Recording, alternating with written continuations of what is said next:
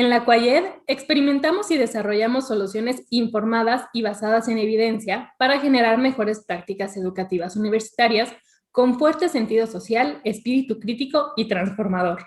Nuestra visión es ser una instancia de vanguardia, reconocida a nivel nacional e internacional, por propuestas y soluciones en materia de innovación, desarrollo y evaluaciones educativas con el propósito de mejorar la vida académica de la universidad.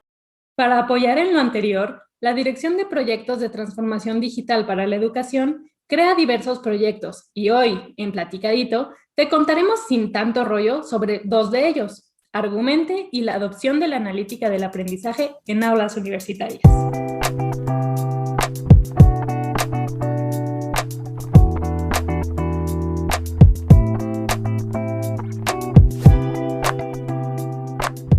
Hola a todos. Como ya lo escucharon, hoy hablaremos sobre dos grandes proyectos de la Quayed. Jorge, ¿quién nos acompaña el día de hoy? Hola Anaís, en la primera parte del programa y para hablarnos sobre Argumente nos acompaña Larisa Enríquez y en el segundo bloque Tomás Bautista nos contará sobre la analítica del aprendizaje. Ambos son académicos de la Quayed. Qué gusto que nos acompañen el día de hoy. Bienvenidos. Bienvenidos. Muchas gracias. Gracias por la invitación. Pues vamos entrando al tema. Y queremos empezar, Larisa, con que nos cuentes qué es Argumente, que ya desde el nombre pues resulta interesante, ¿no? Ya sabemos que va ahí por el camino de la argumentación, pero ¿de qué se trata exactamente? Sí, muchas gracias. Pues Argumente, como bien dices, es un sistema para trabajar la argumentación, pero la argumentación escrita.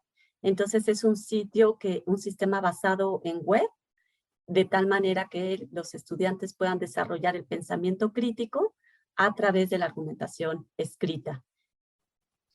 Sabemos que aquí en Argumente, Larisa, podemos trabajar desde dos espacios que los llaman el aula abierta y el aula cerrada. Pero, ¿cómo es que Argumente integra estos dos espacios para que practiquemos la cuestión de la argumentación escrita? Sí, esa es una parte interesante porque efectivamente el aula cerrada trata de hacer un poco más, apelar a lo que ocurre en un aula. Y entonces es un profesor, hay un grupo y hay un ayudante de profesor que ayuda a calificar la argumentación escrita del grupo. En cambio, el aula abierta es un entorno mucho más flexible, que no está considerando que ocurre necesariamente en un salón de clase, y es invitar ahora sí al público en general a integrarse en una argumentación escrita sobre temas específicos y de interés que los mismos usuarios proponen. Perfecto, pero vamos como detallando, desglosando cada uno de los espacios porque son muy interesantes. Sabemos que en el aula cerrada podemos entrar como desde diferentes usuarios, que son tres tipos: profesor, guía y alumno. ¿Nos explicas más o menos cuál es la función de cada uno de estos personajes dentro del aula cerrada? Sí, claro que sí. Pues como decíamos, como evoca a lo que ocurre en un salón de clase, pues hay un profesor que es quien está a cargo de un grupo escolar y es el que invita a sus alumnos a participar y a sumarse en este grupo en el aula cerrada. El profesor les diseña tesis o aseveraciones que los estudiantes tienen que resolver en un instrumento que se llama tarjeta de ideas. En la tarjeta de ideas va a tener que decir si la tesis que dio el profesor es verdadera o falsa y escribir todos los argumentos que sustentan la respuesta que él ha dado. También tiene otro apartado para escribir las evidencias, que son todas las fuentes que consultó y que están apoyando los argumentos que presenta. Finalmente, lo que se llama el estudiante guía es este ayudante del profesor. Normalmente es un estudiante de semestres más avanzados y que ha cursado esa materia y le ayuda al profesor a calificar las tarjetas de ideas. Muy bien. Y en el aula abierta sabemos que tenemos tanto al observador como el argumentador. ¿Qué función tiene cada uno de ellos en esta aula abierta? Sí, aquí es como se parte de un espacio abierto, justamente, y que invite a la gente en general a participar. El observador es, pues, como su nombre lo indica, alguien que, digamos, va pasando por ahí y empieza a ver discusiones que están ocurriendo en las diferentes comunidades. pero no, nada más las está observando. Él nada más puede estar viendo cómo será un debate escrito entre distintos usuarios, quienes están tomando posturas a favor, posturas en contra, los argumentos que cada uno de ellos presenta, y quedarse en ese nivel, sin participar. Mientras que el argumentador, como su nombre lo dice, ya es alguien que interviene y sí escribe en el aula abierta, en esa discusión en particular, su postura y los argumentos que sustentan su postura. No, además, argumente, por si no lo conocen o también te comentan ahí, es muy mágica, está padrísima porque puedes interactuar de un aula a la otra. Si te registras en el aula cerrado, te puedes cambiar al aula abierta cuando quieras. Y nos comentaba ya Larisa en un Facebook que tuvimos que puedes utilizarlo para tus propias clases si es que te ayuda. Tú como docente puedes registrarte, puedes abrir un grupo ahí para que tus alumnos vayan comentando. ¿Nos explicas un poquito de esto, Larisa? ¿Cómo lo podemos integrar en nuestras clases? Sí, sí, claro que sí. Pues como decía, un poco el motivo que nos llevó a trabajar con Argumente y con esta estrategia específica del aula cerrada era para promover el aprendizaje autónomo entre los estudiantes y el pensamiento crítico. Entonces, pues cuando nosotros hemos trabajado con profesores, ha habido diferentes usos que ellos han hecho, ¿no? Hay profesores que invitan a los estudiantes a trabajar con una tesis que es el cierre de un tema. O hay profesores que al contrario lo hacen antes de empezar un tema como para poder recoger cuáles son los conocimientos previos con los que cuentan los estudiantes, para ver dónde se están moviendo realmente con opiniones, con percepciones y no son razonamientos los que están manejando. En otras ocasiones los profesores, por ejemplo, del sistema abierto, lo utilizan de una manera periódica muy frecuente, lo hacen semanal, para despertar en los estudiantes el trabajo de las asesorías que se dan sabatinas en la UNAM. Entonces, para que el profesor y los estudiantes que llegan al aula sabatina para las asesorías, pues ya tienen material de trabajo que salió a partir del trabajo con las tarjetas de ideas. Está súper interesante el proyecto, la verdad que yo no lo conocía y ya me dio ganas de inscribirme. Pero, por ejemplo, Larisa, ahí me queda una duda. ¿Cómo pueden acercarse los profesores a este proyecto? ¿Cómo pueden incorporarlo? ¿Está abierto? ¿Tienen que acercarse a la Quayet? ¿Tienen que escribirte a ti? ¿Cómo sería? No, está abierto. Es para la comunidad en general. Entonces, entrando al sitio https://, argumente.quayet.unam.mx, y cuando en esa pantalla van a poder ver los usuarios en la esquina superior derecha un botón para entrar.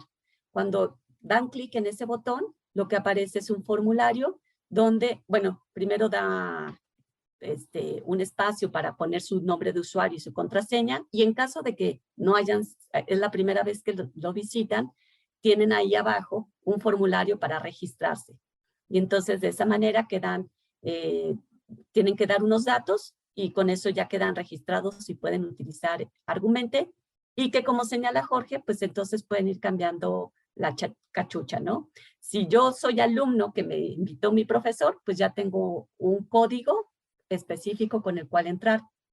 Si nadie me ha invitado, también puedo entrar y nada más lleno y entonces voy a tener de todas formas este papel como profesor, puedo generar mis propios grupos o puedo trabajar en el aula abierta y puedo estarme moviendo indistintamente entre ambos, ¿no? Ok, y entonces por lo que entiendo, en el aula abierta es cualquier persona, incluso si no te ha invitado un profesor y tú nada más quieres ahí entrar a un debate y argumentar, también se puede.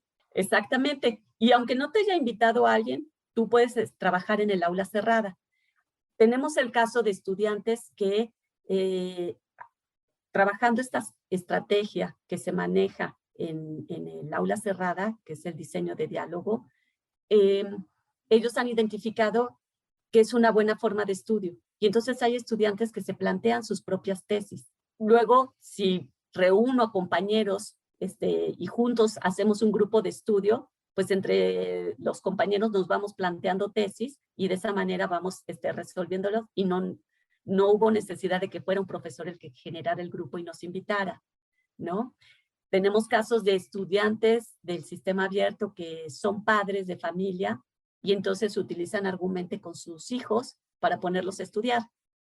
Eso está muy interesante porque me imagino que, bueno, no sé si así habías planteado originalmente el proyecto, pero finalmente llega algo así, ¿no? Pues mira, esa última sí no la veía venir. Todas las anteriores sí lo planteábamos y de hecho por eso la idea de que puedas ponerte todas las cachuchas posibles, ¿no? Justo en esta parte de cómo se promueve la autonomía, decíamos cómo un estudiante en determinado momento se vuelve más proactivo y empieza a moverse y empieza a generar grupos de estudio o incluso se va y genera una comunidad de aprendizaje en el aula abierta y ya discute con ya no en un lugar tan controlado donde se pudiera sentir quizás un poquito más protegido, sino abierto y a ver qué te dicen, ¿no? Entonces, sí estaba pensado que se puedan mover de esa forma. No nos esperábamos la de los padres de familia con sus hijos, pero estaba padrísima. Claro, y además, quién sabe cuáles más puedan surgir, ¿no? Ya con una herramienta así abierta, cada quien puede tener una idea de cómo utilizarla de manera, pues, diferente y muy creativa, ¿no es así? Sí, exactamente. Y ahí sí, entonces, pues que nos escriban y nos compartan las experiencias y qué otros usos les están dando, porque eso nos enriquece mucho y de ahí también identificamos, pues, adecuaciones o siguientes versiones para Argumente, ¿no? Claro que sí. Pues se fue volando el tiempo, ya llegamos a la mitad del programa. Entonces, les recordamos que para saber más de Argumente nos pueden escribir por redes sociales o nos pueden escribir directo al correo de Quayed, o vamos a poner también el correo de contacto de Larisa, si nos lo permite. Por supuesto, claro que sí. En la descripción del programa. Pero bueno, llegamos a la mitad y como recomendación musical tenemos ahora esta playlist de hits acústicos para todas y todos los fanáticos. Entonces relájense con estas canciones y vamos a un descansito. 'Cause you only need the light when it's burning low. Only miss the sun when it starts to snow. Only know you love her when you let her go. Only know you've been high when you're feeling low. Only hate the road when you're missing home. Only know you love her when you let her go. 1, 2, 3, drink, throw 'em back till I lose count. I'm gonna swing from the chandelier, from the chandelier. I'm gonna live like tomorrow doesn't exist, like it doesn't exist. I'm gonna fly like a bird all the night, feel my tears as they dry. I can see clearly when you're gone. I said, ooh, I'm blinded by the lights. No, I can't sleep until I feel your touch. I said, ooh, I'm drowning in the night. Oh, when I'm like this, you're the one I trust. I'm running Regresamos a out of Platicadito. time. En este segundo bloque platicaremos con Tomás Bautista sobre la adopción de la analítica del aprendizaje en las aulas virtuales. Cuéntanos, Tomás, así sin tanto rollo, ¿a qué nos referimos cuando hablamos de analítica del aprendizaje? Porque es el término principal que debemos comprender para no perdernos en esta charla, ¿no es así? Claro que sí. Gracias, Jorge. Gracias, Anaís, por permitirme estar con ustedes. Sin tanto rollo y sí platicadito, quisiera yo citar dos ejemplos puntualmente. Uno de manera muy mecánica y otro que está relacionado con la vida. El primero de ellos diría que, haciendo analogía de qué es analítica, es un tablero de control como el que llevamos en un automóvil, que vamos viendo si se encienden o no se encienden las alertas, a qué velocidad vamos, incluso los rumbos que llevamos. Eso nos da un panorama de rumbo, incluso ahora de trazo por donde tenemos que ir caminando, viendo incluso las alternativas por las que podemos transitar. ese es un tablero de control que asemeja a lo que operativamente se conoce como analítica del aprendizaje. Ahora, este mismo ejemplo lo quisiera llevar a la vida. Un ejemplo de esto está relacionado con estos relojes de deportistas que te miden el pulso, la velocidad a la que vas, la frecuencia cardíaca, el tiempo en el que te encuentras tú en stand-by. Incluso te está diciendo si te hace más tiempo de deporte en función de tu peso, de tu estatura, incluso de tu edad y de tu alimentación. Eso me parece que son indicadores que te van marcando en un tablero también que va reconociendo los signos vitales en función de tu condición física para que puedas ir mejorando. Esos son los dos ejemplos que yo pudiera pensar en este momento, un tablero de control de una cosa mecánica y un tablero de control que va reconociendo los signos de nuestra propia vida biológica. ¿Y cómo podemos llevar esto al área de las aulas universitarias? Porque cuando hablamos de adopción, nos referimos a algo que estamos aceptando y no algo que estamos rechazando. Entonces, ¿cómo podemos relacionar esta analítica del aprendizaje con las aulas virtuales? ¿Cómo lo relacionamos con el ámbito educativo? Qué bueno que sitúas la argumentación en términos de las aulas virtuales. Creo que si gustan en un momento adicional podríamos hablar de las aulas presenciales. Pensemos en las aulas virtuales, que allí nosotros cuando transitamos por las plataformas digitales, nosotros vamos dejando una huella con cada clic que vamos dando.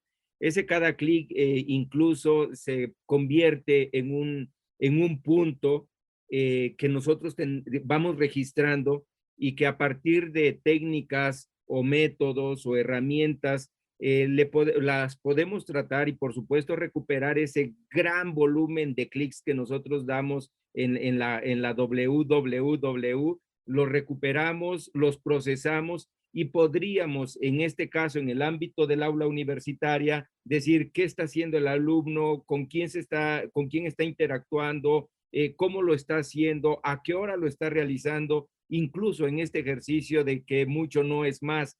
Llevaría yo este término a decir, bueno, recuperemos esos datos para que podamos describir en primera instancia qué hace el alumno con todo el debido, con toda la responsabilidad ética que se requiere, pero describir, posteriormente explicar por qué hay esos comportamientos y por supuesto la aspiración eventualmente es prescribir desde la pedagogía y la innovación educativa para que nuestros alumnos puedan vivir mejor. La intención de todo esto en el aula universitario es que tanto docentes como alumnos puedan vivir mejor y aprovechar de mejor manera su tiempo. Yo quisiera hacer énfasis en este punto que está relacionado con mucho no es más.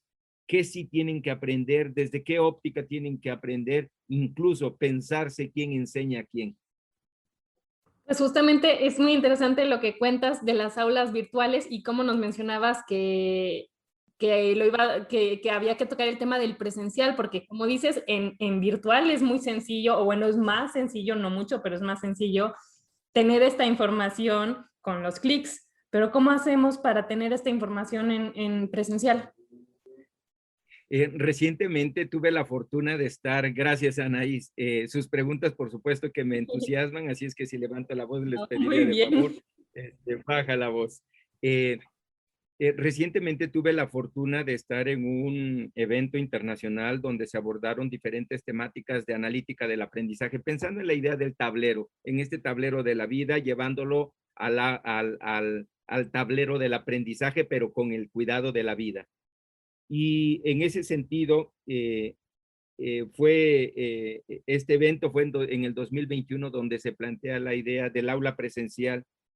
Los trabajos que se están haciendo en otras universidades, por ejemplo, en la Universidad de Monash, donde hay un concepto que habla, bueno, que está relacionado con la proxémica, ¿no? Y entonces allá se están poniendo identificadores en el cuerpo para ver cómo los alumnos se comportan o cuáles son los movimientos que los alumnos hacen cuando están compartiendo un espacio físicamente, un espacio físico, el aula física.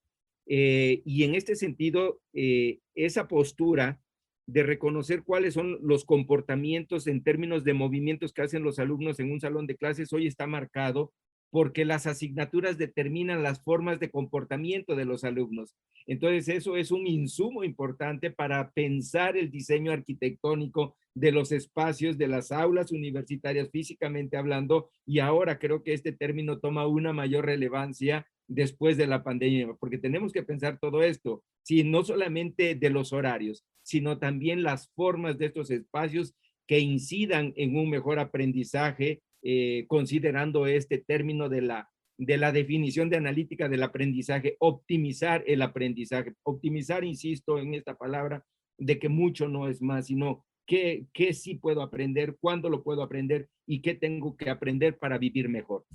Muy bien, pues para quienes no saben, porque en Platicadito tenemos público de todos lados, proxémica es la disciplina que estudia la relación espacial entre personas. Entonces, aquí lo que nos está queriendo decir el doctor es muy interesante, es que con el uso de estos dispositivos, dime si me equivoco, doctor, con el uso de estos dispositivos están pudiendo revisar qué tanto afecta espacialmente situarse en un lugar o en otro y en relación con sus compañeros de clase, ¿no? De estudio. ¿Es eso? Así es, precisamente. Bueno, gracias por aclarar las ideas. Sí, es la forma de cómo las personas interactúan y las distancias. Incluso esto se habló desde los 60s y que hoy nuevamente con las analíticas del aprendizaje se recupera ese concepto para decir, a ver, ¿cómo están interactuando? Incluso también es muy importante pensar en la cultura.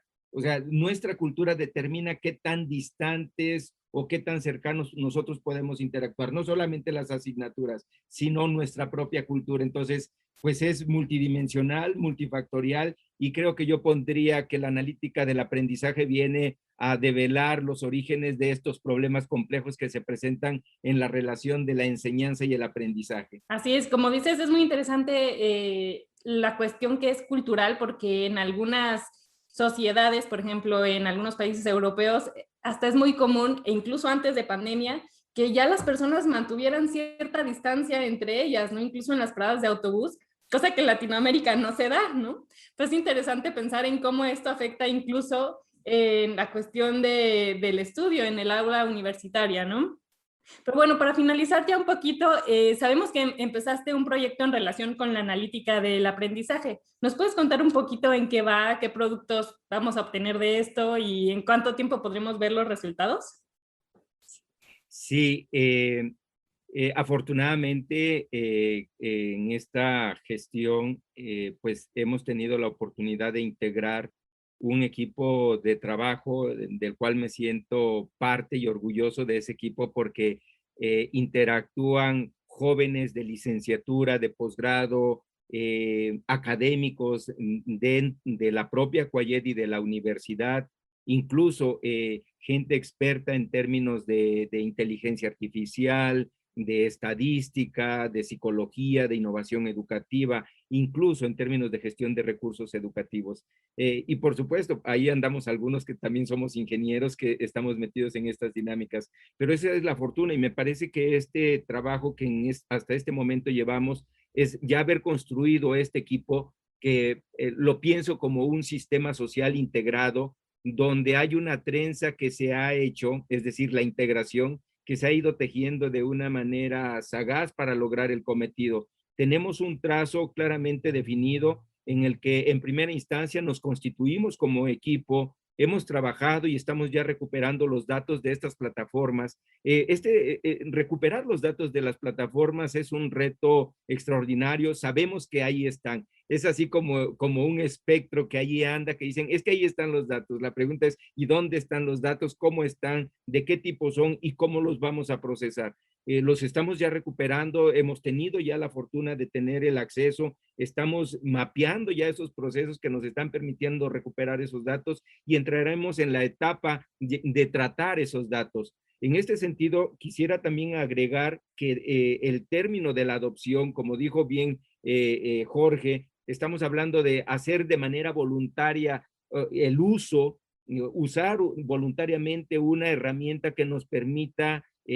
hacer con mayor facilidad nuestro trabajo, no es un elemento de no es un elemento de reemplazamiento, es un elemento que hace posible la integración de múltiples disciplinas. Creo que estamos en una coyuntura donde viene una red de innovaciones tecnológicas que van a potenciar una mejor vida. Mi intención es eso, generar una mejor vida entre los alumnos y los docentes, porque creo que este mundo lo requiere. Pues yo estoy segura de que lo requiere y entonces me parece muy interesante que, bueno, por lo que veo, el proyecto va para largo, ¿no? Es mucha información la que se tiene que analizar para poder llegar a resultados que puedan ayudar a nuestros alumnos a mejorar tanto su vida como su estudio. Y Jorge, ibas a decir algo, creo que te interrumpí. Sabemos que también el doctor pues necesita mucho apoyo y le gusta tener a muchas personas trabajando con él, entonces creo que también tiene una invitación para todas las personas que nos escuchan, si es que se quieren sumar a trabajar con él en la analítica del aprendizaje, lo pueden contactar, ¿no es así, doctor? Sí, así es. Jorge, gracias. Anaís, gracias. Hablaste rápidamente. Quisiera tocar el penúltimo punto que mencionó la maestra Pereda.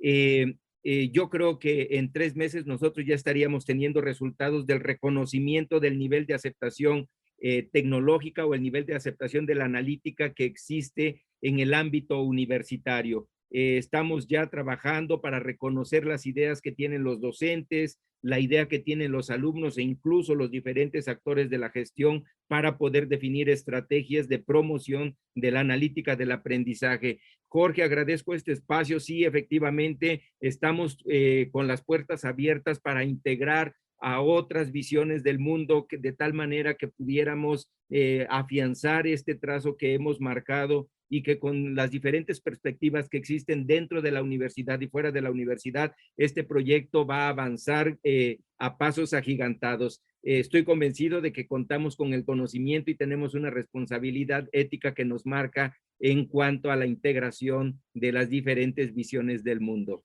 Pues 3 meses ya no falta nada para empezar a ver los primeros resultados y entonces pues tendremos que volver a invitarte aquí a Platicadito para que nos cuentes cómo va. Se ha dicho, ya lo hemos escrito y ahora lo vamos a mostrar. Muy bien, y ya agendamos el próximo Platicadito con los resultados. Pero por ahora ya llegamos al fin de este programa y recuerden que si quieren contactarnos pueden hacerlo en nuestras redes sociales. ¿Se las puedes decir, Jorge? Claro que sí, Anaís. Nos pueden seguir en Facebook, Twitter e Instagram como Quayyedunam y con gusto recibiremos sus comentarios, mensajes y todas las dudas que tengan al respecto. Muchas gracias, Tomás, por acompañarnos el día de hoy. Todo un placer escucharte. También muchas gracias, Larisa, por estar con nosotros. Y esto es Platicadito. Así es, pues como dices, esto es Platicadito y nos escuchamos en el próximo episodio, donde vamos a estar hablando sobre, y es muy importante, anoten la fecha, vamos a estar hablando sobre el aniversario de la Coordinación de Universidad Abierta, Innovación Educativa y Educación a Distancia, que cumple su primer año de vida. Entonces, les vamos a contar un poquito de qué hemos estado haciendo, qué se ha estado cocinando en la Quayed. Pues los esperamos y muchas gracias de nuevo, Tomás, por acompañarnos hoy. Estoy al orden. Hasta luego. Bye.